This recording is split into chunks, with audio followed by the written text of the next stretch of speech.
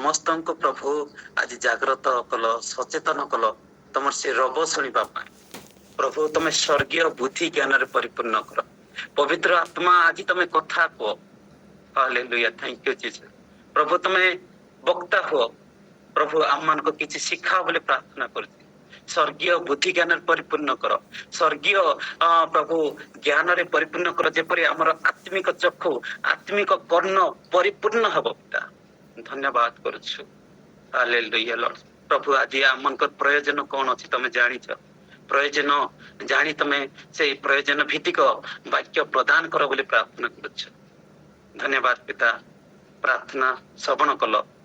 ଆଜିର ବାକ୍ୟକୁ ତମ ହସ୍ତ ଦଉଛି ପିତା। କୌଣସି ଡିଷ୍ଟର୍ବାନ୍ସ ହେବା ପାଇଁ ଦିଅ ନାହିଁ। ସମସ୍ତ ଡିଭାଇସ୍ କୁ ତମ ହସ୍ତ ଦଉଛି, ନେଟୱାର୍କ ଇସ୍ୟୁକୁ ତମ ହସ୍ତ ଦଉଛି ପିତା। ତମେ ପଜିଟିଭ ରଖ। ଧନ୍ୟବାଦ ପ୍ରଭୁ। ପ୍ରତ୍ୟେକ ଲୋକଙ୍କୁ ତମ ହସ୍ତରେ ଦେଇ ପବିତ୍ର ଆତ୍ମାଙ୍କ ନିୟନ୍ତ୍ରଣ ରଖ ବୋଲି ପ୍ରାର୍ଥନା ଯୀଶୁଙ୍କ ନାମରେ ମାଗିଲେ, amen amen. Praise the Lord.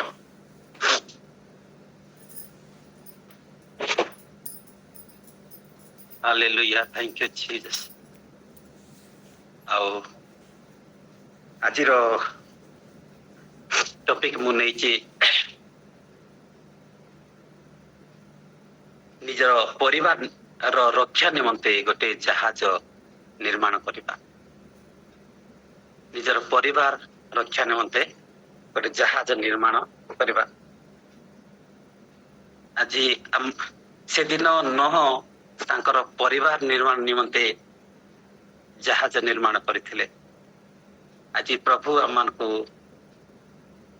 ଶିଖାଉଛନ୍ତି ଯେ ଆମର ପରିବାର କିଭଳି ରକ୍ଷା ପାଇବ।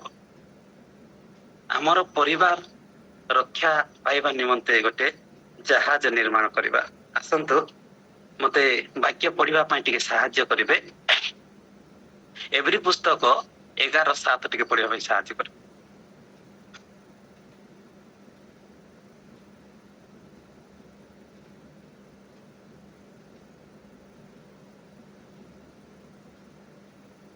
ବିଶ୍ୱାସ ଦ୍ୱାରା ପଢନ୍ତୁ ଭାଇ, ପଢନ୍ତୁ ଭାଇ।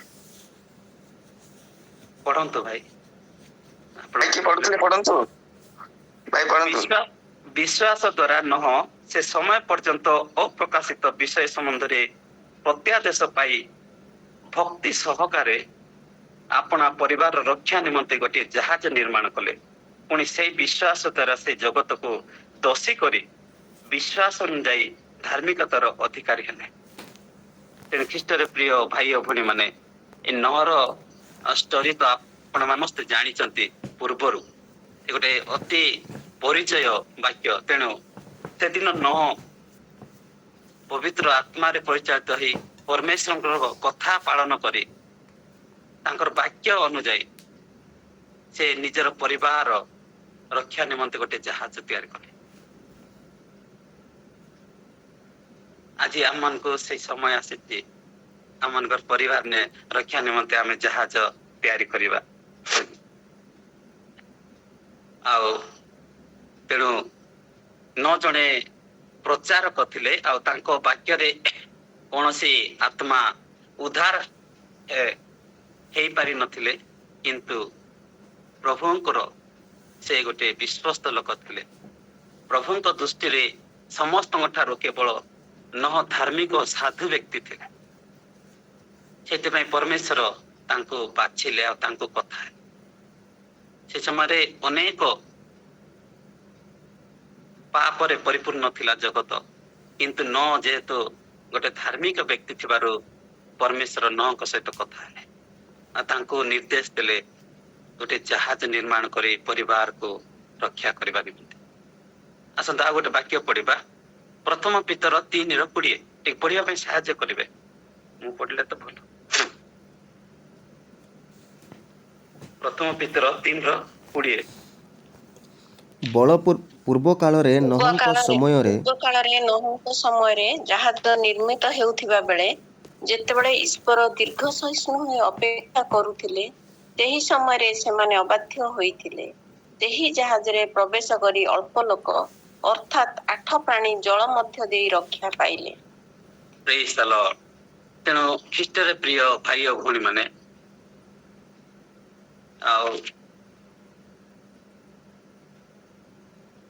ଈଶ୍ୱର ଯେତେବେଳେ ନହଙ୍କ ସମୟରେ ଲୋକମାନେ ବହୁତ ଦୁଷ୍ଟାମି ହେଲେ, ଅପବିତ୍ର ହେଲେ, ଅଧାର୍ମିକତା ହେଲେ, ଅନାଜ୍ଞାବହ ହେଲେ, ତେଣୁ ପରମେଶ୍ୱର ଦୀର୍ଘ ସହିଷ୍ଣୁ ହେଲେ, ସହ୍ୟ କଲେ ଅନେକ ସମୟ, ଅନେକ ଆମମାନଙ୍କର ଅନେକ ପାପକୁ ସେ ଧୈର୍ଯ୍ୟର ସହିତ ସହନ କଲେ।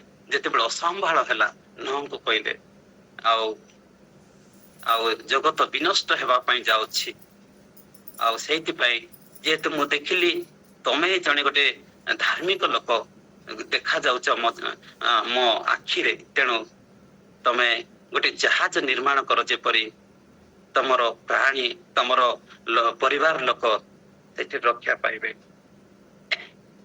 ଆଉ ନଅଙ୍କ ସହିତ 8 ଜଣ, 9 ଆଉ 7 ଜଣ ତାଙ୍କର ପରିବାର ଲୋକ ସେ ଜାହାଜ ନିର୍ମାଣ କରି ସେଇଠି ପ୍ରବେଶ କରିଥିବାର ସେମାନେ ପହଞ୍ଚି ଯାଇଥିଲେ। ଆଉ ଗୋଟେ ପଢିବା ପ୍ରଥମ ତିମୋଥୀ ଦ୍ୱିତୀୟ ପିତର 2:5 ଟିକେ ପଢିବା ପାଇଁ ସାହାଯ୍ୟ କରିବେ। ଦ୍ୱିତୀୟ ପିତର 2:5। ସେ ପୁରାତନ ଜଗତକୁ ମଧ୍ୟ ଛାଡ଼ିଲେ ନାହିଁ, କିନ୍ତୁ କେବଳ ଧର୍ମ ପ୍ରଚାରକ ନହଙ୍କୁ ଅନ୍ୟ 7 ଜଣ ସହିତ ରକ୍ଷା କରି ଧର୍ମ ଭ୍ରଷ୍ଟ ଜଗତରେ ଜଳ ପ୍ଲାବନ ଘଟାଇଲେ। ପ୍ରେଜ୍ ଦ ଲର୍ଡ। ତେଣୁ ଖ୍ରୀଷ୍ଟରେ ପ୍ରିୟ ଭାଇ ଭଉଣୀ ମାନେ, ସେ ପୁରାତନ ଜଗତକୁ ମଧ୍ୟ ଛାଡ଼ିଲେ ନାହିଁ। ସେ ନିଜେ ସୃଷ୍ଟି କରିଥିଲେ ସେ ଜଗତକୁ, ଆଉ ସେ ଜଗତର ଲୋକମାନଙ୍କୁ ମଧ୍ୟ ନିଜେ ସୃଷ୍ଟି କରିଥିଲେ, କିନ୍ତୁ ସେ କାହାକୁ ମଧ୍ୟ ଛାଡ଼ିଲେ ନାହିଁ। ଆଉ ସେ କେବଳ ଧର୍ମ ପ୍ରଚାରକ ନୁହଁକୁ ଅନ୍ୟ 7 ଜଣଙ୍କ ସହିତ ରକ୍ଷା କରି ଧର୍ମ ଭ୍ରଷ୍ଟ ଜଗତରେ ଜଳ ପ୍ଲାବନ ଘଟାଇଲେ।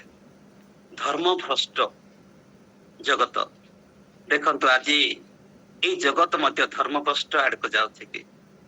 ଆଜି ଜଳ ପ୍ଲାବନ ହେବା ପାଇଁ ଯାଉଛି ମୋ ପ୍ରିୟ ମାନେ। ଆଜି ପବିତ୍ର ଆତ୍ମା ଆଜି ଆମମାନଙ୍କୁ କଥା କହୁଛନ୍ତି। ସେଦିନ ନହଙ୍କୁ କଥା କହିଥିଲେ ଜାହାଜ ନିର୍ମାଣ କରିବା ପାଇଁ, ଆଜି ଆପଣଙ୍କୁ ମତେ କଥା କହୁଛନ୍ତି ଜୀବନ ରକ୍ଷା ନିମନ୍ତେ, ପରିବାର ରକ୍ଷା ନିମନ୍ତେ ଜାହାଜ ନିର୍ମାଣ କରିବା ପାଇଁ। ଆଜି ଜଳ ପ୍ଲାବନ ହେବା ପାଇଁ ଯାଉଛି, ଜଗତ ପଥ ଭ୍ରଷ୍ଟ ଆଡକୁ ଗଲାଣି। ସେଇଥିପାଇଁ ଆଜି ପରମେଶ୍ୱର ଆମମାନଙ୍କୁ ଏଇ ଜାଗ୍ରତର ବାକ୍ୟ ଦେଇଛନ୍ତି ମୋ ପ୍ରିୟ ମାନେ। ଆଜି କଣ ପାଇଁ, କାହା ପାଇଁ ଯେ ଆଜି ଏ ବାକ୍ୟଟା ଆଜି ଉପସ୍ଥିତ ହେଇପାରୁଛି? Hallelujah, thank you Jesus. ଆମମାନେ ଜଗତ ପଥଭ୍ରଷ୍ଟ ଆଡକୁ ଯାଉଛୁ କି ମୋ ପ୍ରିୟ? ଆଜି ପବିତ୍ର ଆତ୍ମା ଆଜି ଆମମାନଙ୍କୁ ଜାଗ୍ରତ କରାଉଛନ୍ତି, ଆମମାନଙ୍କୁ ଆଜି କଥା କହୁଛନ୍ତି। ବୋଧେ ଆମମାନଙ୍କର ଅସାଧୁତା ଦୃଷ୍ଟିରୁ, ଆଜି ଆମମାନଙ୍କର ଅପବିତ୍ରତା ଦୃଷ୍ଟିରୁ, ଆଜି ଆମମାନଙ୍କର ଅସାଧାରଣ କାର୍ଯ୍ୟ ଯୁକ୍ତିରୁ, ଅପବିତ୍ର ଜୀବନ କାଟୁଥିବା ଦୃଷ୍ଟିରୁ, ପାପମୟ ଜଗତରେ ଅଧିକ ଛନ୍ଦି ହେଉଥିବା ଦୃଷ୍ଟିରୁ ଆଜି ପବିତ୍ର ଆତ୍ମା ଆପଣଙ୍କୁ ମତେ କଥା କହୁଛନ୍ତି ଆମର ପରିବାରକୁ ରକ୍ଷା କରିବା ନିମନ୍ତେ ଗୋଟେ ଜାହାଜ ନିର୍ମାଣ କରିବା। ସେଦିନ ନହ ଜାହାଜ ନିର୍ମାଣ କରିଥିବାରୁ ତାଙ୍କ ପରିବାର ସମସ୍ତେ ବଞ୍ଚି ଯାଇଥିଲେ। ଆଜି ଆମର ପରିବାର ବଞ୍ଚିବ ତ? ଆଜି ଆଗାମୀ ଦିନରେ ପରମେଶ୍ୱର ଜଳ ପ୍ଲାବନ କରିବା ପାଇଁ ଯାଉଛନ୍ତି। ସେଦିନ ଲଟଙ୍କ ସହର ସାଦମ ହମରାକୁ ଅଗ୍ନି ଦ୍ୱାରା ଭଷ୍ଟ କରିଥିଲେ।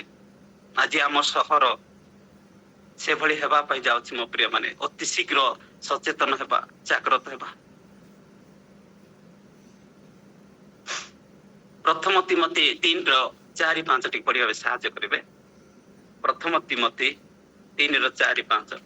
ତେଣୁ ନିଜ ପରିବାରକୁ ଉତ୍ତମ ରୂପେ ଶାସନ କରିବେ, ଗାମ୍ଭୀର୍ଯ୍ୟ ସହକାରେ ଆପଣା ସନ୍ତାନ ମାନଙ୍କୁ ବଶୀଭୂତ କରି ରଖିବେ।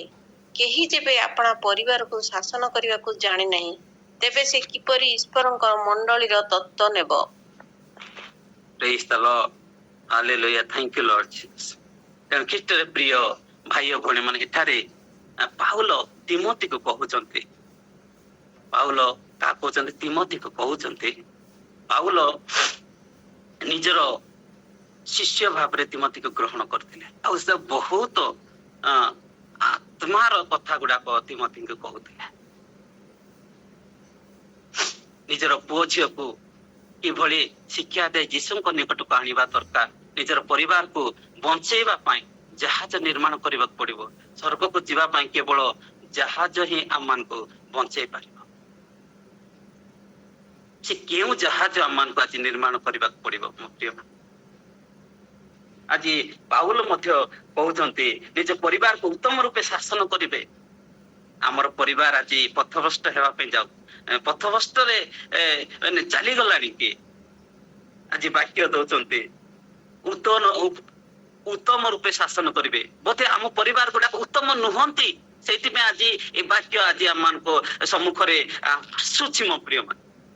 କୌଣସି ନା କୌଣସି ଜାଗାରେ ଆମ ପରିବାର ଝୁଣ୍ଟି ପଡୁଛି, କୌଣସି ନା କୌଣସି ଜାଗାରେ ଅଧର୍ମ ଆଡକୁ ଠେଲି ହେଇଯାଉଛି। ଆମେ କୌଣସି ନା କୌଣସି ଜାଗାରେ ଟିକେ କମି ପଡି ଯାଉଛୁ ବୋଧେ। ଯେତେ ଧାର୍ମିକ ହେଲେ ମଧ୍ୟ, ଯେତେ ବାକ୍ୟ ପ୍ରଚାର କଲେ ମଧ୍ୟ, ଯେତେ ଆରାଧନା କଲେ ମଧ୍ୟ, ଯେତେ ସୁଶୋଳିତ କଣ୍ଠରେ ଗୀତ ଗାନ କଲେ ମଧ୍ୟ ବୋଧେ ଆମର ପରିବାର କୋଉଠି ଟିକେ କମି ହେଇଯାଉଛି। ଗାମ୍ଭୀର୍ଯ୍ୟ ସହକାରେ ଆପଣ ସନ୍ତାନ ମାନଙ୍କୁ ବଶୀଭୂତ ରଖିବେ। ଆମର ସନ୍ତାନ ମାନେ କୌଣସି କ୍ଷେତ୍ରରେ ବୋଧେ ଝୁଣ୍ଟି ପଡୁଛନ୍ତି କି? କୌଣସି ମିସଟ୍ରାକ୍ ହେଇଯାଉଛନ୍ତି କି? ଆଜି ଟ୍ରାକର ବାହାରେ ଯେଭଳି ଭାବରେ ପ୍ରଭୁ ଦେଖିବାକୁ ଚାହୁଁଥିଲେ, ତାଙ୍କର ସନ୍ତୁଷ୍ଟ ଜୀବନ ଆମ ଉପରେ ଦୃଷ୍ଟିପାତ କରିବା ଅପେକ୍ଷା ବୋଧେ ଟିକେ କମି ଯାଉଛି। ଆମର ସନ୍ତାନ ସନ୍ତତି ମାନେ କେଉଁ ଜାଗାକୁ ଯିବା କଥା, କେଉଁ ବାଟକୁ ଯିବା କଥା, କିଭଳି ଭାବରେ ରହିବା କଥା, ଆମେ ଯଦି ଗୋଟେ ପାଳକର ସନ୍ତାନ ସନ୍ତତି କିଭଳି ଭାବରେ ରହିବା କଥା, ଆମେ ଗୋଟେ ବିଶ୍ୱାସୀ ସନ୍ତାନ ସନ୍ତତି କିଭଳି ଭାବରେ ରହିବା କଥା, ବୋଧେ କିଛି କମି ଯାଉଛି। ସେଇଥିପାଇଁ ଆଜି ଏଇ ବାକ୍ୟଟା ଆଜି ଆମମାନଙ୍କୁ ଦଉଛନ୍ତି ମୋ ପ୍ରିୟ ମାନେ। ଆଜି ସଜାଗ ହେବାକୁ ପଡିବ। ଶେଷ ସମୟରେ ଆମେ ଉପସ୍ଥିତ ହେଇଛୁ। ସେଦିନ ତୁରୀ ଧ୍ୱନି ବାଜିଲେ ଆମ କର୍ଣ୍ଣକୁ ଶୋଭା ଯଦି ନ ଯିବ, ଆମମାନେ ଏଇଠି ହିଁ ରହିଯିବା। ପରମେଶ୍ୱର ଅତି ଶୀଘ୍ର ଆସୁଛନ୍ତି। କେହି ଯେବେ ଆପଣ ପରିବାରକୁ ଶାସନ କରିବାକୁ ଜାଣେ ନାହିଁ, ତେବେ ସେ କିପରି ଈଶ୍ୱରଙ୍କର ମଣ୍ଡଳୀକୁ ତତ୍ପ ନେବ? ଯଦି ନିଜର ପରିବାରକୁ ଯଦି ଆମେ ଶାସନ କରିବା ନାହିଁ, ଆମର ସ୍ତ୍ରୀ ଗୋଟେ ପଟେ ହଉଥିବ, ଆଉ ନିଜର ପୁରୁଷ ଗୋଟେ ଆଡେ ହଉଥିବ, ନିଜର ଛୁଆ ପିଲା ଗୋଟେ ଆଡେ ହଉଥିବେ, ତାହେଲେ ଆମେ ମଣ୍ଡଳୀକୁ କିଭଳି ଭାବରେ ଯତ୍ନ କରିବା, କିଭଳି ଭାବରେ ଶିକ୍ଷା ଦେବା? ମଣ୍ଡଳୀ ଆମର କଥା ମାନିବ ତ? ଯେତେବେଳେ ଆମେ ମଣ୍ଡଳୀକୁ ତତ୍ପ ନଉଥିବା ବା କହୁଥିବା ତୋର ଏଇ ବିଷୟ ଗୁଡାକ କମି ଅଛି, ଆଉ ତୁ ଅଧର୍ମରେ ଚାଲୁଛୁ, ପାପରେ ଚାଲୁଛୁ, ବ୍ୟଭିଚାର ଚାଲୁଛୁ, ମିଛ ମାରି ଚାଲୁଛୁ, ପାନ ପୁଡିଆ ମଦ ସିଗାରେଟ ଖାଉଛୁ କହିଲେ, ଯଦି ଆମର ପୁଅ ଖାଉଥିବ, ଆମର ପୁଅ ସେଇ ଭିତରେ ରହିଯାଇଥିବ, ଆମର ସ୍ତ୍ରୀ ସେଇ ଭିତରେ ରହିଯାଇଥିବ, ଆମର ସ୍ୱାମୀ ସେଇ ଭିତରେ ରହିଯାଉଥିବ, ସେ କଥାଟା ଆମ ଉପରେ ଆସିବ। ତେଣୁ ପ୍ରଥମରେ ଆମ ପରିବାରକୁ ସଜାଡିବାକୁ ପଡିବ। ଆମେ କେଉଁ ପରିସ୍ଥିତିରେ ଗତି କରୁଛୁ? ଈଶ୍ୱରଙ୍କର ଦୃଷ୍ଟିରେ ଆମେ ଉତ୍ତମ ଅଚ୍ୟୁତ, ଆମେ ଈଶ୍ୱର ସନ୍ତୁଷ୍ଟ ଜୀବନ କାଟୁଛୁ ତ? ବେଳେ ବେଳେ ଆମେ ବାହାରେ ଏତେ ସୁନ୍ଦର ଭାବରେ ସଜେଇ ହେଇଥାଉ, ବାହାରେ ଏତେ ସୁନ୍ଦର ଭାବରେ ଦୃଷ୍ଟିପାତ କରିଥାଉ। କାଲି ଗୋଟେ ଭଉଣୀ କହୁଥିଲେ, କାଲି ତାଙ୍କର ବିବାହ ଥିଲା, ପୁଣି ଭଉଣୀ ବାହାରେ ଦେଖିବାକୁ ବହୁତ ସୁନ୍ଦର, ଚର୍ଚ୍ଚରେ ଗୀତ ଗାନ କରନ୍ତି, ତାଙ୍କ ପିତା ମଧ୍ୟ ଗୀତ ଗାନ କରନ୍ତି, କିନ୍ତୁ ତାଙ୍କର ଅନ୍ତର୍ନିହିତ ଗୁଣା ଗୁଡାକ ବହୁତ ଖରାପ ଅଟେ। କିଏ କହିବ ସେମିତି ଲୋକମାନଙ୍କୁ ଏ ଗୋଟେ ଅସୁନ୍ଦର ଲୋକ ବୋଲି? ପ୍ରଭୁଙ୍କ ଦୃଷ୍ଟିରେ ଖରାପ ଲୋକ ବୋଲି। ଚର୍ଚ୍ଚରେ ଗୀତ ଗାନ କରିବା, ଆରାଧନା କରିବା, ବାକ୍ୟ ପ୍ରଚାର କରିବା ଅତି ସୁନ୍ଦର, କିନ୍ତୁ ଅନ୍ତର୍ନିହିତ ଗୁଣ ଗୁଡାକ ଆମେ ଯଦି କଳନା କରିବା, ଯେ ପ୍ରଭୁ ହିଁ ଜାଣନ୍ତି। ତେଣୁ ଆଜି ଆମମାନଙ୍କୁ ସମୀକ୍ଷା କରିବାର ଦିନ ଅଛି। ଆମର ଅନ୍ତର୍ନିହିତ ଗୁଣରେ ପ୍ରଭୁ ସନ୍ତୁଷ୍ଟ ଅଛନ୍ତି କି? ଆମର ଜୀବନ ସହ ପ୍ରଭୁ ସନ୍ତୁଷ୍ଟ ଅଛନ୍ତି କି? ଯଦି ଆମର ପରିବାର ଠିକ ନାହିଁ, ତାହେଲେ ଆଜି ସମୟ ଆସିଛି ମୋ ପ୍ରିୟ ମାନେ, ଆମର ପରିବାର ନିମନ୍ତେ ଗୋଟେ ଜାହାଜ ନିର୍ମାଣ କରିବା। ସେ ଜାହାଜରେ ଆମେ ସମସ୍ତେ ଯେପରି ସେଇ ଜଳ ପ୍ଳାବନ ଦିନ, ସେଇ ପତିତ ହେବାର ଦିନ, ସେଇ ଅଗ୍ନି ବର୍ଷା ହେବାର ଦିନ, ସେଇ ଜାହାଜ ମଧ୍ୟରେ ପ୍ରବେଶ କରିବାକୁ ସୁଯୋଗ ମିଳିବ। ଆଉ ଗୋଟେ ବାକ୍ୟ ପଢିବା, ଆଇବ 1:5 ଟିକେ ପଢିବା ପାଇଁ ସାହାଯ୍ୟ କରିବେ। ଆଇବ 1:5।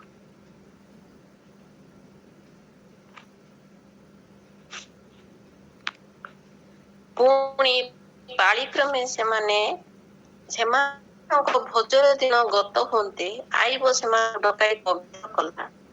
ଅତି ପ୍ରଭାତରେ ସେ ସମସ୍ତଙ୍କ ସଂଖ୍ୟାନୁସାରେ ହୋମ ବଳି ଉତ୍ସର୍ଗ କଲା। କାରଣ ଆଇବ କହିଲା, ହୋଇପାରେ ଆମ୍ଭର ପୁତ୍ରମାନେ ପାପ କରିଥିବେ ଓ ମନେ ମନେ ପରମେଶ୍ୱରଙ୍କୁ ପରିତ୍ୟାଗ କରିଥିବେ। ଏହି ରୂପେ ଆଇବ ସର୍ବଦା କଲା। Praise the Lord. ତେଣୁ ଖ୍ରୀଷ୍ଟରେ ପ୍ରିୟ ଭାଇ ଓ ଭଉଣୀ ମାନେ ଦେଖନ୍ତୁ ଆଇବ ସେ ଗୋଟେ ଧାର୍ମିକ ବ୍ୟକ୍ତି ଥିଲେ, ସେ ଗୋଟେ ସଚେତନତାର ବ୍ୟକ୍ତି ଥିଲେ, ସେ ଗୋଟେ ଈଶ୍ୱର ଭୟ ବ୍ୟକ୍ତି ଥିଲେ। ଆଉ ସେ ନିଜର ପୁଅ ଝିଅକୁ ସଜାଡ଼ିବା ପାଇଁ ସେ ମାନେ ଅନେକ ଚେଷ୍ଟା କରିଥିଲେ। ମାନେ ନିଜର ପୁଅ ଝିଅକୁ ସଜାଡ଼ିବା ପାଇଁ ଆଇବଙ୍କ ଭଳିଆ ଜାଗ୍ରତ ହେବା କି ସେ କିଭଳି ହଉଛନ୍ତି ଦେଖନ୍ତୁ। ପୁଣି କାଳକ୍ରମେ ସେମାନଙ୍କର ଭଜନ ଦିନ ଗତ ହୁଅନ୍ତେ ଆଇବ ସେମାନଙ୍କୁ ଡକାଇ ପବିତ୍ର କଲା। ଆଇବ ତାଙ୍କର ପୁଅ ଝିଅ ମାନଙ୍କୁ ନିଜ ଆୟତରେ ରଖୁଥିଲେ, ପବିତ୍ର କରୁଥିଲେ, ନିଜ ଦୃଷ୍ଟିରେ ରଖୁଥିଲେ। ଆଜି ଆମମାନଙ୍କର ପୁଅ ଝିଅକୁ ଆମେ କିଭଳି ଭାବରେ ରଖୁଛୁ? ଆଜି ବାପା ମାନେ ପୁଅ ଝିଅକୁ ଆରାମସେ ଫ୍ରିରେ ଛାଡି ଦଉଛନ୍ତି। ଜଗତର ମୋହ ମାୟା ଲାଳସାରେ ସେମାନେ ପରିପୂର୍ଣ୍ଣ, ମଦ୍ୟପାନରେ ପରିପୂର୍ଣ୍ଣ। କଲେଜ ଯାଉଛି ବୋଲିକି ପାର୍କରେ ଯାଇକି ଝିଅ ମାନଙ୍କ ସହିତ, ଝିଅ ମାନେ କଲେଜ ଯାଉଛି ବୋଲିକି ପାର୍କରେ ପୁଅ ମାନଙ୍କ ସହିତ। ଅନେକ ସ୍ୱାମୀ ମାନେ ସେଭଳି, ସ୍ତ୍ରୀ ମାନେ ସେଭଳି। ଆଇବଙ୍କ ଭଳିଆ ସେ ପାହାତ୍ୟାରୁ ଉଠିକି ପରମେଶ୍ୱରଙ୍କ ଠାରେ ଆଣ୍ଠୁ ମାଡିକି ପ୍ରାର୍ଥନା କରୁଥିଲେ, ମୋର ପରିବାର ଯେପରି ଉତ୍ତମ ରହୁ, ପ୍ରଭୁଙ୍କ ଦୃଷ୍ଟିରେ ଶାନ୍ତିରେ ରହନ୍ତୁ, ପବିତ୍ର ଜୀବନ କାଟନ୍ତୁ। ଅତି ପ୍ରଭାତରେ ଉଠି ସେ ସମସ୍ତଙ୍କ ସଂଖ୍ୟା ଅନୁସାରେ ହୋମ ବଳି ଉତ୍ସର୍ଗ କରୁଥିଲେ। ଆଜି ଆମେ ପ୍ରଭାତରେ ଉଠି ଆମ ପରିବାର ନିମନ୍ତେ ହୋମ ବଳି ଉତ୍ସର୍ଗ କରୁଛୁ କି? ମୋ ପ୍ରିୟ ମାନେ, ଆଜି ସମୀକ୍ଷା କରିବାର ସମୟ ଆସିଛି। ଆଜି ପବିତ୍ର ଆତ୍ମା ଆପଣଙ୍କ ମତେ କହୁଛନ୍ତି, ଆମର ପରିବାର ବିନଷ୍ଟ ଆମର ନିଜର ଦୁର୍ବଳତା କାରଣ। ଆମେ ଯଦି ଠିକ ରହିବା ଆମର ପରିବାର ସଜାଡି ହେଇଯିବ, ଆମ ପରିବାର ପବିତ୍ର ଜୀବନ କାଟିବ, ଆମ ପରିବାର ପ୍ରତ୍ୟେକ ସଦସ୍ୟ ଆମକୁ ଦେଖିକି ପରିବର୍ତ୍ତନ ହେଇଯିବେ। ଆମେ ଯଦି ମଦ୍ୟପାନ କରୁଥିବା, ଆମେ ଯଦି ମିଛ ମାୟରେ ଥିବା, ଆମେ ଯଦି ବ୍ୟଭିଚାରରେ ଥିବା, ଆମେ ଯଦି ମାନେ ଚର୍ଚ୍ଚରେ ଦେଖି ହେଲା ବେଳେ ପ୍ରାର୍ଥନା କରୁଥିବା, ହଁ ମାନେ ଚର୍ଚ୍ଚରେ ଠିଆ ହଉଥିବା, ଏଇ ଜୁମ୍ ଗୁଡାକରେ ବାକ୍ୟ ଦଉଥିବା, ସତ କଥା, କିନ୍ତୁ ଆମର ଏଇ ମିଟିଂ ସରିଗଲା ପରେ ଆମର ଆଚରଣ କିଭଳି ହଉଛି? ଘରେ ସ୍ୱାମୀ ସ୍ତ୍ରୀ ଭିତରେ କଳିକଜିଆ, ଅଶାନ୍ତି, ପୁଅମାନେ ସବୁ ଦେଖୁଥିବେ, ବାପା ମା କଳିକଜିଆ ହଉଥିବେ। ପୁଅମାନେ କିଭଳି ସେମାନେ ସଜାଡି ହେବେ? ମୋ ପ୍ରିୟ ମାନେ, ନିଜର ଦୁର୍ବଳତା, ଆଜି ନିଜର ଦୁର୍ବଳତାକୁ ଆମେ ନିଜେ ସମୀକ୍ଷା କରିବା। ଆମେ ପ୍ରଭୁଙ୍କ ଦୃଷ୍ଟିରେ କିଭଳି ଅଛୁ? ଆମ ପରିବାର ସେଇଦିନ ଯେତେବେଳେ ଧ୍ୱଂସ ହେବ, ଆମ ପରିବାର ସଜାଡି ହେଇ ରହିଥିବ ତ ପ୍ରଭୁଙ୍କ ଦୃଷ୍ଟିରେ। ସେ ଜାହାଜରେ ପ୍ରବେଶ କରିବା ପାଇଁ ସମସ୍ତଙ୍କର ଯୋଗ୍ୟ ବିବେଚିତ ହେଇପାରିବା ତ? ମୋ ପ୍ରିୟ ମାନେ, ସେଦିନ ଆଇବ ନିଜର ପରିବାର ନିମନ୍ତେ ପ୍ରଭାତରେ ଉଠିକି ପରିବାର ସମସ୍ତ ସଦସ୍ୟଙ୍କ ନିମନ୍ତେ ପରିବାର ଯେପରି ସୁଖ ଶାନ୍ତି ଆନନ୍ଦ ରହିବ, ଯେପରି ପବିତ୍ର ଜୀବନ କାଟିବ, ଯେପରି ମାନେ ମିଛ ମାୟା ଏଇ ସଂସାରରୁ ଏ ଜାଲରୁ ସେମାନେ ଯେ ପୃଥକ ରହିବେ, ସେଇଥିପାଇଁ ସେ ଆଇବ ସେ ପାହାନ୍ତିଆରେ ଉଠିକି ସେ ହୋମ ବଳି କରୁଥିଲେ, ପ୍ରାର୍ଥନା କରୁଥିଲେ, ଆଣ୍ଠୁ ମାରୁଥିଲେ। ଆଜି ଆମେ ସେ ପ୍ରାର୍ଥନା ରୂପକ ହୋମ ବଳି ଆମେ କରୁଛୁ ତ? ଆଇବଠୁ ଶିଖିବା ମୋ ପ୍ରିୟ ମାନେ। ଆଇବଙ୍କର କଥାରୁ ମାନେ ବୁଝିବା। ତାଙ୍କର ସର୍ବସ୍ୱ ସେ ଚାଲିଗଲା, ତଥାପି ମଧ୍ୟ ସେ ପ୍ରଭୁଙ୍କୁ ଛାଡିଲେ ନାହିଁ। ଆଜି ଆମେ କିଭଳି ଜୀବନ କାଟୁଛୁ? ସେ କହୁଥିଲେ ହୋମ ବଳି, କାରଣ ଆଇବ କହିଲା, ହୋଇପାରେ ଆମର ପୁତ୍ର ମାନେ ପାପ କରିଥିବେ, ଦେଖିବାକୁ ଉପରେ ସୁନ୍ଦର, କିନ୍ତୁ ଆମର ପୁଅ ମାନେ କାଳେ ପାପ କରିଥିବେ, ପରୀକ୍ଷା କରିବାକୁ ପଡିବ। ସେଦିନ ଆଇବ ପରୀକ୍ଷା କରୁଥିଲେ, କାଳେ କରିଥିବେ, କାଳେ ଲଗଉଛନ୍ତି। ସେ ଦେଖିନଥିଲେ, ଜାଣିନଥିଲେ, କାଳେ କରିଥିବେ ବୋଲିକି ପ୍ରଭୁଙ୍କ ଠାରେ ସମର୍ପିତ ହଉଥିଲେ। ମନେ ମନେ ପରମେଶ୍ୱରଙ୍କୁ ପରିତ୍ୟାଗ କରିଥିବେ, ଏଇ ରୂପେ ଆଇବ ସର୍ବଦା କଲା। ମନେ ମନେ କାଳେ ଦେଖିବା, ସେମାନେ ଭଲ ଥିଲେ, କିନ୍ତୁ ସେ ସନ୍ଦେହ କରୁଥିଲେ, କାଳେ ମୋ ପୁଅ, ମୋ ସ୍ତ୍ରୀ, ମୋର ଝିଅ କାଳେ ପ୍ରଭୁଙ୍କ ଦୃଷ୍ଟିରେ ଦୂରକୁ ଚାଲି ଯାଇଥିବେ, ପାପ କରିଥିବେ କି ସନ୍ଦେହ କରୁଥିଲେ। ସେଥିପାଇଁ ଆଜି ଆମେ ମାନେ ମଧ୍ୟ ଆମର ପୁଅ ଝିଅ ମାନଙ୍କ ନିମନ୍ତେ ପ୍ରାର୍ଥନା କରିବା, ହୋମ ବଳି ଉତ୍ସର୍ଗ କରିବା। ଆଉ ଗୋଟେ ବାକ୍ୟ ପଢିବା, ଜିଓସୁଅ 2:10-13 ଟିକେ ପଢିବା ପାଇଁ ସାହାଯ୍ୟ କରିବେ। ଆଉ କିଏ ସେମିତି କରିଥିଲା ଦେଖିବା? ଜିଓସୁଅ 2:10-13। କାରଣ ଆମେ ମାନେ ମିଶରରୁ ବାହାରି ଆସିବା ବେଳେ ସଦାପ୍ରଭୁ ତୁମମାନଙ୍କ ସମ୍ମୁଖରେ କି ପ୍ରକାର ସୁପ ସମୁଦ୍ର ଜଳ ଶୁଷ୍କ କଲେ, ପୁଣି ତୁମେ ମାନେ ଜର୍ଦ୍ଦନ ସେପାରେ ସିହନ ଓ ଓଗ ନାମକ ଇମରିୟ 2 ରାଜାଙ୍କ ପ୍ରତି କି ପ୍ରକାର ବ୍ୟବହାର କରି ସେମାନଙ୍କୁ ବର୍ଜିତ ରୂପେ ବିନାଶ କରିଅଛ, ତାହା ମାନେ ଶୁଣିଅଛୁ। ଆଉ ତାହା ଶୁଣିବା ମାତ୍ରେ ଆମେ ହୃଦୟ ତରଳି ଗଲା, ପୁଣି ତୁମମାନଙ୍କର ମୁଖ ସକାଶେ କୌଣସି ପୁରୁଷ ଆତ୍ମା ଉଠିଲା ନାହିଁ। କାରଣ ସଦାପ୍ରଭୁ ତୁମମାନଙ୍କ ପରମେଶ୍ୱର ଉପରିସ୍ଥ ସ୍ୱର୍ଗରେ ଓ ନିଚସ୍ଥ ପୃଥିବୀରେ ପରମେଶ୍ୱର ଅଟନ୍ତି। ଏଣୁ ଏବେ ବିନୟ କରୁଅଛି, ତୁମେମାନେ ସଦାପ୍ରଭୁଙ୍କ ନାମରେ ମୋ ସଙ୍ଗେ ଏକ ଶପଥ କର। ମୁଁ ତୁମମାନଙ୍କ ପ୍ରତି ଦୟା କରିଅଛି, ଏହେତୁ ତୁମମାନେ ମଧ୍ୟ ଯେ ମୋ ପ୍ରତିକୂଳ ପ୍ରତି ଦୟା କରିବ, ଏ ବିଷୟରେ ମତେ ଏକ ସତ୍ୟ ଚିହ୍ନ ଦିଅ। ପୁଣି ତୁମମାନେ ମୋର ପିତା ଓ ମୋର ମାତା ଓ ମୋର ଭାତୃଗଣ, ମୋର ଭଗିନୀ ଗଣ, ସେମାନଙ୍କର ସମସ୍ତଙ୍କୁ ବଞ୍ଚାଇ ରଖିବ, ପୁଣି ମରଣରୁ ଆମମାନଙ୍କର ପ୍ରାଣ ଉଦ୍ଧାର କରିବ। ମୋ ପ୍ରିୟମାନେ, ଏଠାରେ ରାହାବ ବେଶ୍ୟାଙ୍କ ବିଷୟରେ କୁହାଯାଉଛି। ରାହାବ ଜଣେ ବେଶ୍ୟା ଥିଲା। ସେ ମାନେ ଲୋକମାନଙ୍କ ଦୃଷ୍ଟିରେ ଖରାପ ଥିଲା, କିନ୍ତୁ ସେ ତାର ପରିବାରକୁ ରକ୍ଷା ନିମନ୍ତେ ସେ ସର୍ତ୍ତ କରୁଛି, ସେ ଗୋଟେ ପ୍ରତିଜ୍ଞା କରୁଛି। ସେ ବେଶ୍ୟା ହେଲେ ମଧ୍ୟ ତାର ପରିବାରକୁ ରକ୍ଷା କରିବା ନିମନ୍ତେ ତା ହୃଦୟରେ ପ୍ରେମ ଥିଲା, ତା ହୃଦୟରେ ଜାଗ୍ରତର ମନ ଥିଲା। ପରିବାର ଆଗାମୀ ଦିନରେ ନଷ୍ଟ ହେଇଯିବ, ପରିବାର ଆଗାମୀ ଦିନରେ ପଥଭ୍ରଷ୍ଟ ହେଇଯିବ। ମୁଁ ବେଶ୍ୟା ହେଲି, ମୁଁ ଖରାପ ହେଲି, କିଛି ଅସୁବିଧା ନାହିଁ, କିନ୍ତୁ ସେ ମୋ ପରିବାର ବଞ୍ଚିତ, ମୋର ପରିବାର ବଞ୍ଚି ଯାଉ। ସେ କହୁଥିଲେ ମୋ ପ୍ରିୟ ମାନେ, ନିଜର ପରିବାରକୁ ରକ୍ଷା କରିବା ପାଇଁ ସେ ଯତ୍ନ ନେଉଛନ୍ତି। ତେଣୁ ରାହାବ ବେଶ୍ୟା ହେଲେ ମଧ୍ୟ ପରିବାର ର ଯତ୍ନ ନଉଥିଲେ। ତେଣୁ ଆଜି ଆମମାନଙ୍କର କର୍ମ ଯାହା ବି ହଉନା କାହିଁକି, କିନ୍ତୁ ପରିବାର ନିମନ୍ତେ ଆଜି ଯତ୍ନମାନ ହେବା ଦରକାର। ଆମର ପରିବାର ପଥଭ୍ରଷ୍ଟ ହେଇଯାଉଛି କି? ଆଜି ଆମର ପୁଅ ଝିଅ ମାନେ ପରିବାର, ନାତି ନାତୁଣୀ, ଆଖପାଖ ପଡୋଶୀ, ଆଜି ଏଇ ଗାଁର ଲୋକ, ଆମର ଯେତେ ଲୋକ ବାକ ବିଶ୍ୱସ୍ତ ବିଶ୍ୱାସୀ ସମସ୍ତେ ପଥଭ୍ରଷ୍ଟ ହଉଛନ୍ତି କି? ତାଙ୍କ ନିମନ୍ତେ ଆଇବଙ୍କ ଭଳିଆ ମାନେ ପ୍ରଭାତରୁ ଉଠିକି ଆମେ ହୋମ ବଳି ପ୍ରଭୁଙ୍କ ଠାରେ ଉତ୍ସର୍ଗ କରିବା, ତେବେ ପ୍ରଭୁ ସନ୍ତୁଷ୍ଟ ହେବେ। ମୋ ପ୍ରିୟ ମାନେ, ସେ 2:8 ଟିକେ ପଢିବା। ଦେଖ, ତୁମେ ଯେଉଁ ଝରକା ଦେଇ ଆମମାନଙ୍କୁ ଓହ୍ଲାଇ ଦେଲ, ଆମମାନେ ସେ ଏ ଦେଶକୁ ଆସିଲା ବେଳେ ତୁମେ ସେଇ ଝରକାରେ ସେଇ ସିନ୍ଦୁର ଉପସ୍ଥିତ। ତେଣୁ ସେଦିନ ସେ ବେଶ୍ୟା ରାହାବ ତାଙ୍କୁ ଗୋଟେ ସର୍ତ୍ତ କରୁଛି ଯେ ମୋ ପରିବାର କିଭଳି ବଞ୍ଚିଯିବ। ସେ ଜାଗ୍ରତ ହଉଛି।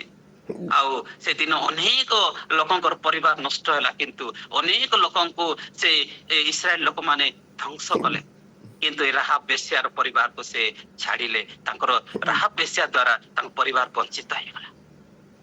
ଆଜି ଆମରି ଯୋଗୁ, ଆମରି ପାଇଁ ଆମର ପରିବାର ଆଜି ବଞ୍ଚିବ ତ? ପ୍ରିୟ ମାନେ, ଆଜି ସମୀକ୍ଷା କରିବା ଆମେ ପ୍ରଭୁଙ୍କ ଦୃଷ୍ଟିରେ କେତେ ଉତ୍ତମ ଅଛୁ। ଆଜି ଆମ ପରିବାର ନିମନ୍ତେ କେତେ ଚିନ୍ତିତ ଅଛୁ, ପରିବାର ନିମନ୍ତେ କେତେ ଆମେ ହୋମ ବଳି ଉତ୍ସର୍ଗ କରୁଛୁ, ପରିବାରକୁ କେତେ ଜାଗ୍ରତ କରୁଛୁ। ପରିବାରକୁ କାଳେ ମୋର ପୁଅ ଝିଅ ମାନେ ଅପବିତ୍ର ହେଇଥିବେ, ପ୍ରଭୁଙ୍କ ଠାରୁ ଦୂରକୁ ଚାଲି ଯାଇଥିବେ, ମୋ ସ୍ତ୍ରୀ ଦୂରକୁ ଚାଲି ଯାଇଥିବ କି, ମୋ ସ୍ୱାମୀ ଦୂରକୁ ଚାଲି ଯାଇଥିବ କି, ମୋ ପୁଅ ଝିଅ ମାନେ କାଳେ ଦୂରକୁ ଚାଲି ଯାଇଥିବେ କି ବୋଲି କେବେ ଆମେ ଗୋଟେ ଦିନ ଭାବିଛୁ କି? ମୋ ପ୍ରିୟ ମାନେ, ଆଜି ସମୀକ୍ଷା କରିଛୁ କି?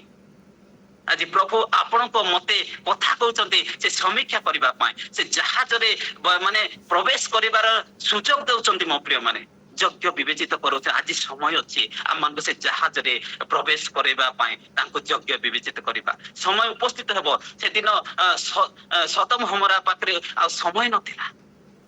ସେଦିନ ମାନେ ନୋହଙ୍କ ସମୟରେ ଅନ୍ୟମାନଙ୍କୁ ଜାଗ୍ରତ ହେବା ପାଇଁ ଅନେକ କଥା ମାନେ କୁହାଯାଇଥିଲା, ବାକ୍ୟ ବୁଣା ଯାଇଥିଲା, କିନ୍ତୁ ସେମାନେ ଜାଗ୍ରତ ହେଲେ ନାହିଁ, ସଚେତନ ହେଲେ ନାହିଁ, ଯାହା ଫଳରେ ସଦମ ଗମୋରା ବିନଷ୍ଟ ହେଲା। ଆଜି ନୋହଙ୍କ ସମୟରେ ଜଳପ୍ଳାବନ ହେଲା। ଆଜିର ଦିନରେ ଆମ ମାନଙ୍କ ସମୟରେ ମଧ୍ୟ ସେଭଳି ହେବା ପାଇଁ ଯାଉଛି। ଆମେ ଏ ବାକ୍ୟ ମାଧ୍ୟମରେ ପ୍ରଭୁ ଆଜି ଆମକୁ କଥା କହୁଛନ୍ତି, ଜାଗ୍ରତ କରୁଛୁ, ସଚେତନ କରୁଛନ୍ତି। ଆଜି ଆମେ ଜାଗ୍ରତ ହେବା, ସଚେତନ ହେବା। ଆମେ କେତେ ଦୁର୍ବଳ ଅଛୁ, ନିଜକୁ ନିଜେ ସମୀକ୍ଷା କରିବା। ମୋ ପ୍ରିୟ ମାନେ, ମାଥିଉ 7:24-25 ଟିକେ ପଢିବା ପାଇଁ ସାହାଯ୍ୟ କରିବେ। ମାଥିଉ 7:24-25, ସମୟର ଅଭାବ। ଏଣୁ ଯେ କେହି ମୋର ଏଇ ସମସ୍ତ କଥା ଶୁଣେ ଓ ପାଳନ କରେ, ସେ ପାଷାଣ ଉପରେ ଗୃହ ନିର୍ମାଣକାରୀ ଜଣେ ବୁଦ୍ଧିମାନ ଲୋକ ସଦୃଶ୍ୟ ହେବ। ବୃଷ୍ଟି ହେଲା, ବଢି ଆସିଲା, ପୁଣି ବତାସ ବହିଲା ଓ ସେଇ ଘରକୁ ଧକ୍କା ମାରିଲା, ଆଉ ତାହା ପଡିଲା ନାହିଁ, କାରଣ ପଥର ଉପରେ ତାହାର ମୂଳଦୁଆ ଥିଲା। ତେଣୁ ଖ୍ରୀଷ୍ଟର ପ୍ରିୟ ଭାଇ ଭଉଣୀ ମାନେ, ବୁଦ୍ଧିମାନ ଲୋକ ପଥର ଉପରେ ଗୃହ ନିର୍ମାଣ କରିବ। ଆଜି ଆମମାନଙ୍କର ବୁଦ୍ଧି କେତେ ତୀକ୍ଷ୍ଣ ଅଟେ। ଆଜି ଆମମାନେ କେତେ ଯେ ବୁଦ୍ଧିମାନ ଅଟୁ। ଆମେ ବାଲି ଉପରେ ଘର ନିର୍ମାଣ କରିଛୁ କି ପଥର ଉପରେ ନିର୍ମାଣ କରିଛୁ? ଆଜି ସମୀକ୍ଷା କରିବା। ପରମେଶ୍ୱର ଆଜି ଆମର ଶିକ୍ଷା ଦଉଛନ୍ତି। ମୋ ପ୍ରିୟ ମାନେ, ଆମେ ପଥର ଉପରେ ଗୃହ ନିର୍ମାଣ କରିଥିବା ଲୋକ ସଦୃଶ୍ୟ ହେବା। ଆଜି ଯେପରି ସେ ବନ୍ୟା ଆସୁ, ବାତ୍ୟା ଆସୁ, ଯେତେ ତୁଫାନ ଆସୁ, ଯେତେ ଝଡ଼ ଆସୁ, ଯେପରି ଆମର ତିଆରି କରୁଥିବା ଗୃହ ନଷ୍ଟ ହେବ ନାହିଁ। ଏଭଳି ବିଶ୍ୱସ୍ତ ରହିବା ପ୍ରଭୁଙ୍କ ଠାରେ। ଅନେକ ମାନେ RSS ଲୋକମାନେ ଆପଣଙ୍କୁ ମତେ ବାଧା ଦେବେ, ଅନେକ ମାନେ ପ୍ରଚାରକ ମାନଙ୍କୁ ମାଡ଼ ମାରିବେ, ଅନେକ ଲୋକଙ୍କୁ ଦଣ୍ଡ ଦେବେ, କିନ୍ତୁ ପରମେଶ୍ୱର ଯଦି ଯାହା ସହିତ ରହିବେ ସେମାନେ ସୁରକ୍ଷିତ ହେବେ, ସ୍ୱର୍ଗ ରାଜ୍ୟର ଅଧିକାରୀ ହେବେ। ସେ ଜଳ ପ୍ଳାବନ ସମୟରେ ସେ ଜାହାଜରେ ପ୍ରବେଶ କରିବେ। ଆଜି ଆମମାନଙ୍କର ଗୃହ କିଭଳି ଅଛି? ସେ ବତ୍ୟା ଆସିଲା ବେଳେ ଭାଙ୍ଗି ଯିବନି ତ? ସେ ବନ୍ୟା ଆସିଲା ବେଳେ ଭାଙ୍ଗି ଯିବନି ତ? ପବନ ଆସିଲା ବେଳେ ସେଇ ଗୃହଟା ନଷ୍ଟ ହେଇଯିବନି ତ? ମୋ ପ୍ରିୟ ମାନେ ଆଜି ସମୀକ୍ଷା କରିବା।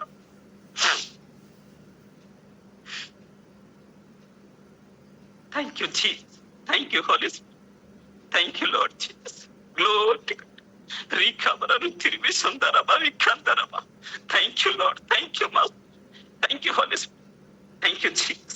ଆଉ ଯେ କି ମୋର এই ସମସ୍ତ କଥା ଶୁଣି ପାଳନ କରେ ନାହିଁ, ସେ ବାଲୁକା ଉପରେ ଗୃହ ନିର୍ମାଣକାରୀ ମୂର୍ଖ ଲୋକ ସଦୃଶ୍ୟ ହେବ। ଆଜି ଆମେ ଜ୍ଞାନୀ ନା ମୂର୍ଖ ନିଜକୁ ସମୀକ୍ଷା କରିବା।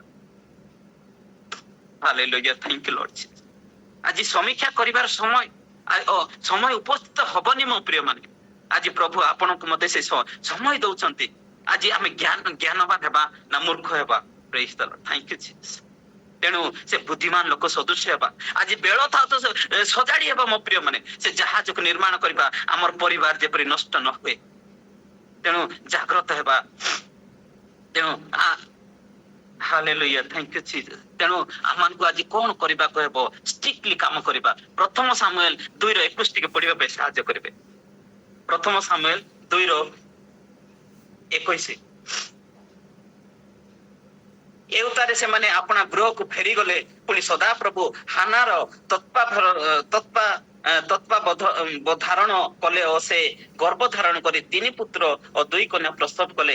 ଏଥିମଧ୍ୟରେ ସାମୁଏଲ ବାଳକ ସଦାପ୍ରଭୁଙ୍କ ସାକ୍ଷାତରେ ବଢିବାକୁ ଲାଗିଲେ। ମୋ ପ୍ରିୟ ମାନେ, ହାନା ଜଣେ ବାଞ୍ଝ ଥିଲେ, କିନ୍ତୁ ପ୍ରଭୁଙ୍କ ଠାରେ ପ୍ରାର୍ଥନା କରିବାରୁ ପରମେଶ୍ୱରଙ୍କୁ ସେ ଗୋଟେ ଚୁକ୍ତି କଲେ, ଯଦି ମୋର ସନ୍ତାନ ହବ ତାହେଲେ ମୁଁ ତମ ନିମନ୍ତେ ସେ ସନ୍ତାନକୁ ବିନିଯୋଗ କରିବି। ଆଉ ଏଇ ଚୁକ୍ତି ଅନୁସାରେ ପରମେଶ୍ୱର ହାନାଙ୍କୁ ଖୁସି କଲେ, ଆଉ ତା କଳକୁ ପରିପୂର୍ଣ୍ଣ କଲେ। ଆଉ ତାପରେ ହାନା ସେଇ ତାର ସନ୍ତାନକୁ ପ୍ରଭୁଙ୍କୁ ଦାନ କରିଦେଲେ। ଆଜି ଆମମାନଙ୍କ ଜୀବନରେ ଯଦି କୌଣସି ବିଷୟ କମି ଅଛି, ଯଦି ପ୍ରଭୁଙ୍କୁ ଆମେ ସେ ବିଷୟ ମାଗିକି ରଖୁଛୁ, ତାହେଲେ ଆମେ ପ୍ରଭୁଙ୍କ ନିମନ୍ତେ ତାହା ବ୍ୟବହାର କରୁଛୁ କି? ଆଜି ସମୀକ୍ଷା କରିବା ମୋ ପ୍ରିୟ ମାନେ।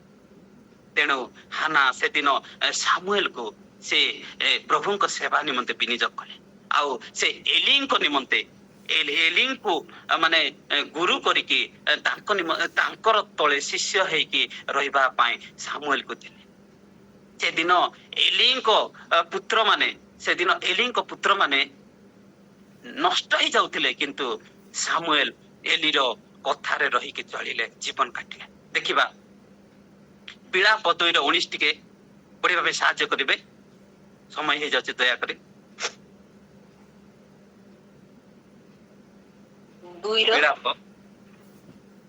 ବିଳାପ 2:19। ଉଠ, ରାତ୍ରିର ପ୍ରତ୍ୟେକ ପ୍ରହରରେ ଆରମ୍ଭରେ ଆତ୍ମସ୍ୱର କର। ପ୍ରଭୁଙ୍କ ସମ୍ମୁଖରେ ତୁମର ହୃଦୟ ଜଳ ପରି ଢାଳି ଦିଅ। ତୁମ୍ଭର ବାଳକ ବାଳିକା ଗଣର ପ୍ରାଣ ରକ୍ଷାର୍ଥେ ତାହାଙ୍କ ଛାମୁରେ କୃତାଞ୍ଜଳି ହୁଅ। ସେମାନେ ପ୍ରତ୍ୟେକ ସଡ଼କର କୃତାଞ୍ଜଳି ହୁଅ। ସେମାନେ ପ୍ରତ୍ୟେକ ସଡ଼କର ମୁଣ୍ଡରେ କ୍ଳାନ୍ତ ହେଉଅଛନ୍ତି ମୋ ପ୍ରିୟ ମାନେ। Hallelujah, thank you. ନିଜର ପୁଅ ଝିଅ ପାଇଁ ପ୍ରହରରେ ଗୋଟେ ପ୍ରାର୍ଥନା କରିବା, ସେ ହିଁ ଜାହାଜ ତିଆରି କରିବାର ଗୋଟେ ନିଦର୍ଶନ ଅଟେ। ଜାହାଜ ତିଆରି କରିବାର ଗୋଟେ ଶିକ୍ଷା ଅଟେ। ନିଜର ପିତା ମାତା ପାଇଁ, ନିଜର ସ୍ୱାମୀ ପାଇଁ, ନିଜର ସ୍ତ୍ରୀ ପାଇଁ ପ୍ରଭାତରେ ଉଠିକି ଆମେ ପ୍ରାର୍ଥନା କରିବା, ସେ ଜାହାଜ ତିଆରି କରିବାର ଗୋଟେ ଶିକ୍ଷା ଅଟେ ମୋ ପ୍ରିୟ ମାନେ। ପ୍ରଭୁ ଆପଣଙ୍କୁ ମତେ ସେଇ ଶିକ୍ଷା ଦଉଛନ୍ତି, ଜାହାଜ ନିର୍ମାଣ କର। ନିଜର ପରିବାର ପଥଭ୍ରଷ୍ଟ ହେଇଯାଉଥିଲେ, ନିଜର ପରିବାର ଆଜି ମିଷ୍ଟ୍ରାକ୍ ହେଇଯାଉଥିଲେ, ନିଜର ପରିବାର ଆଜି କାଳେ କାଳେ ଅପବିତ୍ର ହେଇଯାଉଛନ୍ତି କି, ନିଜର ପରିବାର ଆଜି କାଳେ ପ୍ରଭୁଙ୍କ ଠାରୁ ଦୂରରେ ଚାଲି ଯାଉଛନ୍ତି କି, ସେଥି ନିମନ୍ତେ ପାହାନ୍ତିଆରେ ଉଠି ପ୍ରହରରେ ଉଠି ପରିବାର ନିମନ୍ତେ ପ୍ରାର୍ଥନା କରିବା। ସେଦିନ ସାମୁଏଲ କୁ ହାନା ପରମେଶ୍ୱରଙ୍କ ଠାରୁ ଦେଇଦେଲେ, କିନ୍ତୁ ସେଦିନ ଏଲି ଯାଜକଙ୍କର ପୁତ୍ର ମାନେ ନିଜେ ଯାଜକ ହେଇଥିଲେ ମଧ୍ୟ ତାଙ୍କର ପୁତ୍ର ମାନେ ପଥଭ୍ରଷ୍ଟ ହଉଥିଲେ, ମଦୁଆ ହେଇଥିଲେ, ବେଶ୍ୟାରେ ରହିଲେ, ସେ ତମ୍ବୁ ନିକଟରେ ଅନେକ ଧାର୍ମିକ ସ୍ତ୍ରୀ ମାନଙ୍କୁ ସହବାସ କରୁଥିଲେ, ଯାହା ଫଳରେ ସେଦିନ ମାନେ ଅନେକ କଥା ସେଇ ଏଲିଙ୍କୁ ଶୁଣିବାକୁ ପଡିଲା।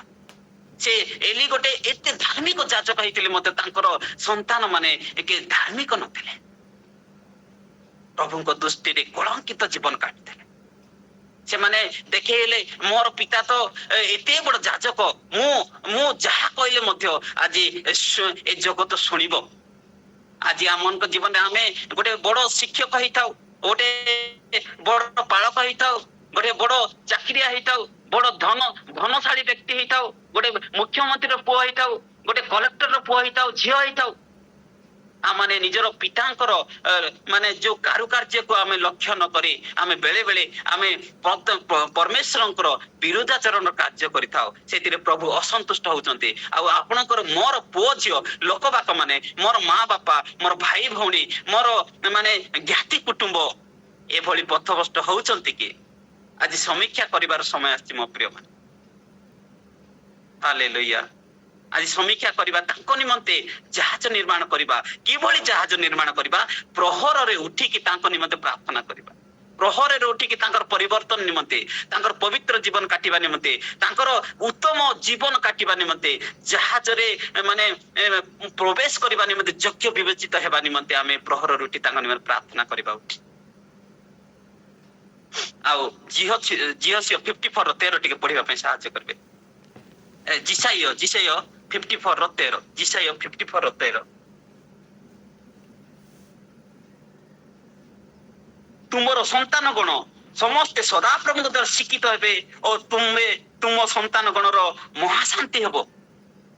ମୋ ପ୍ରିୟ ମାନେ, ଆମର ସନ୍ତାନ ଗଣ କିଭଳି ହେବା ଦରକାର? ସନ୍ତାନ ସମସ୍ତେ ସଦାପ୍ରଭୁଙ୍କ ଦ୍ୱାରା ଶିକ୍ଷିତ ହେବେ, ସଦାପ୍ରଭୁଙ୍କ ଦ୍ୱାରା ଶିକ୍ଷିତ ହେବା ଦରକାର। ଆଜି ଏ ଦୁନିଆର ସ୍କୁଲରେ ଯାଇକି ଶିକ୍ଷିତ ହେଲେ ସ୍ୱର୍ଗକୁ ଯାଇ ହେବ ନାହିଁ, ଏ ସମାଜର ଲୋକମାନଙ୍କ ଦେଖି ଶିକ୍ଷିତ ହେଲେ ସ୍ୱର୍ଗକୁ ଯାଇ ହେବ ନାହିଁ, ଆଜି ମୁଖ୍ୟମନ୍ତ୍ରୀଙ୍କର କଥାରେ ଶିକ୍ଷିତ ହେଲେ ସ୍ୱର୍ଗକୁ ଯାଇ ହେବ ନାହିଁ। ସଦାପ୍ରଭୁଙ୍କ ଦ୍ୱାରା ଶିକ୍ଷିତ ହେବା ଦରକାର, ସଦାପ୍ରଭୁଙ୍କ ଦ୍ୱାରା ମାନେ ପବିତ୍ର ହେବା ଦରକାର, ସଦାପ୍ରଭୁଙ୍କର ଇଚ୍ଛା ଅନୁଯାୟୀ ଜୀବନ କାଟୁଥିବା ଦରକାର। ତାହେଲେ ସେମାନେ ସ୍ୱର୍ଗକୁ ଯାଇପାରିବେ। ତୁମ ସନ୍ତାନ ଗଣ ମହାଶାନ୍ତି ସନ୍ତାନ ଗଣର ମହାଶାନ୍ତି ହେବ। ଆଉ ଯେତେବେଳେ ଆମମାନଙ୍କର ପ୍ରାଣ ତ୍ୟାଗ କରିବା ଏ ଜଗତରେ, ସେମାନେ ଆନନ୍ଦ ମହାଶାନ୍ତି ପ୍ରାପ୍ତ ହେବେ।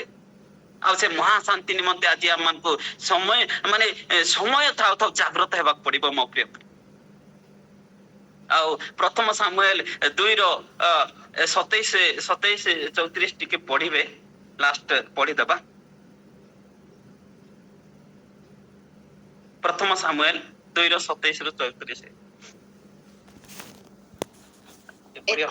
ପରମେଶ୍ୱରଙ୍କ ଏକ ଲୋକ ଏଲିଙ୍କ ନିକଟକୁ ଆସି ତାଙ୍କୁ କହିଲା, ସଦାପ୍ରଭୁ ଏଇ କଥା କହନ୍ତି, ଯେଉଁ ସମୟରେ ତୁମ୍ଭ ପିତୃଗୃହ ମିଶରରେ ଫାରୋର ଦାସତ୍ୱରେ ଥିଲେ, ସେ ସମୟରେ ଆମ୍ଭେକି ପ୍ରତ୍ୟକ୍ଷ ରୂପେ ସେମାନଙ୍କୁ ଦର୍ଶନ ଦେଇନାହୁଁ ଓ ଆମ୍ଭେକି ଆମ୍ଭ ବେଦୀ ଉପରକୁ ଯିବାକୁ ଓ ଧୂପ ଜଳାଇବାକୁ ଓ ଆମ୍ଭ ସମ୍ମୁଖରେ ଏଫଦ ପରିଧାନ କରିବାକୁ ସମଗ୍ର ଇସ୍ରାଏଲ ଗୋଷ୍ଠୀ ମଧ୍ୟରୁ ତାହାକୁ ଯାଜକ ହେବା ପାଇଁ ମନୋନୀତ କରିନାହୁଁ।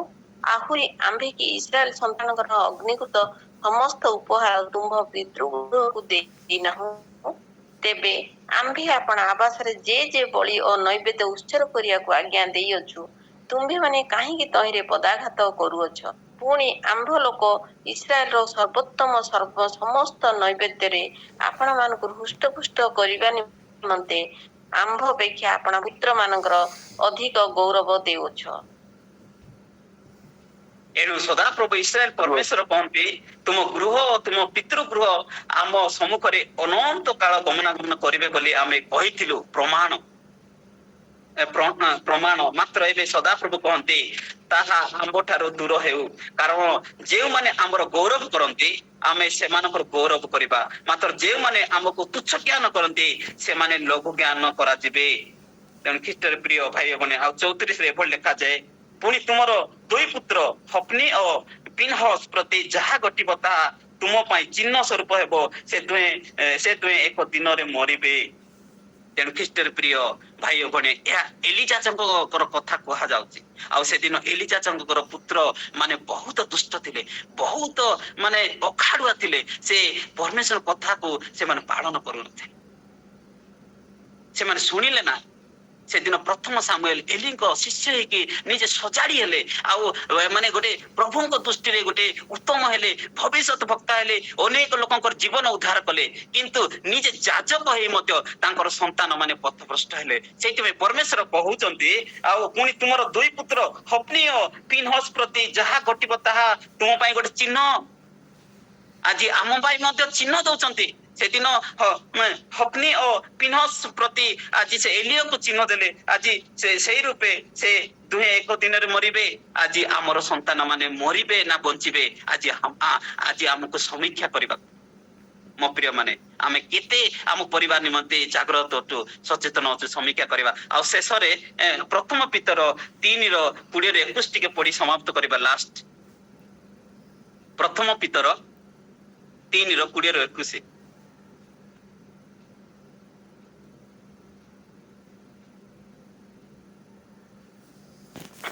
ପୂର୍ବ କାଳରେ ନୋହଙ୍କ ସମୟରେ ପଢନ୍ତୁ। ଛାଡ।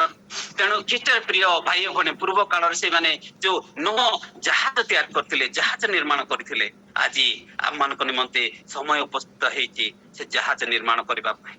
ସେଦିନ ଏଲି ଯାଜକ କହିଲେ ମଧ୍ୟ ତାଙ୍କର ଗୃହ ସଜାଡିବା ପାଇଁ ଜାହାଜ ନିର୍ମାଣ କରିପାରିଲେ ନାହିଁ। ଏ ଜଗତକୁ ସଜାଡି ଦେଲେ, ଏ ଜଗତକୁ ମାନେ ତାଙ୍କର କଥାରେ ଅନେକ ଲୋକ ସଜାଡି ହେଇଗଲେ। ବାଇବେଲରେ ତାଙ୍କ କଥା ମଧ୍ୟ ପ୍ରକାଶ ପାଇଲା, କିନ୍ତୁ ତାଙ୍କର ସନ୍ତତି ମାନଙ୍କୁ ସେ ସଜାଡି ପାରିଲେ ନାହିଁ। ଯେ ତାଙ୍କର ସନ୍ତାନ ସନ୍ତତିଙ୍କ ନିମନ୍ତେ ଜାହାଜ ନିର୍ମାଣ କରିପାରିଲେ ନାହିଁ। ତାଙ୍କର ସନ୍ତାନ ସନ୍ତତିଙ୍କ ନିମନ୍ତେ ଅଭିଶାପ ଆସିଲା, ଘୃଣ କଥା ଆସିଲା, ତାଙ୍କ ଜୀବନରେ ନିନ୍ଦା ଆସିଲା। ଆଜି ଆମ ଜୀବନରେ ନିନ୍ଦା ଆସିବନି ତ? ସେଦିନ ମାନେ ନୋହ ପରମେଶ୍ୱରଙ୍କର କଥା ଶୁଣି ସେ ଜାହାଜ ନିର୍ମାଣ କଲେ ନିଜର ପରିବାର ନିମନ୍ତେ, ଏବଂ ତାଙ୍କ ପରିବାର ରକ୍ଷା ପାଇଗଲା। ସେଦିନ ଆଇବ ନିଜ ପରିବାର ନିମନ୍ତେ ପ୍ରହରରେ ଉଠିକି ସେ ପରିବାରର କାଳେ ଅପବିତ୍ର ହେଇଯାଇଥିବେ ମୋର ସନ୍ତାନ ମାନେ ବୋଲିକି, ସେ ଗୋଟେ ସାଧୁ ବ୍ୟକ୍ତି ଥିଲେ, ଧାର୍ମିକ ବ୍ୟକ୍ତି ଥିଲେ, ପବିତ୍ର ଜୀବନ କାଟୁଥିବା ବ୍ୟକ୍ତି ଥିଲେ, ବିଶ୍ୱସ୍ତ ବ୍ୟକ୍ତି ଥିଲେ। ସେଥିପାଇଁ ପ୍ରହରରେ ଉଠିକି ନିଜ ପରିବାରକୁ ସଜାଡିବା ପାଇଁ ସେ ଜାହାଜ ନିର୍ମାଣ କରୁଥିଲେ, ଯଜ୍ଞ ବେଦୀ ନିର୍ମାଣ କରୁଥିଲେ।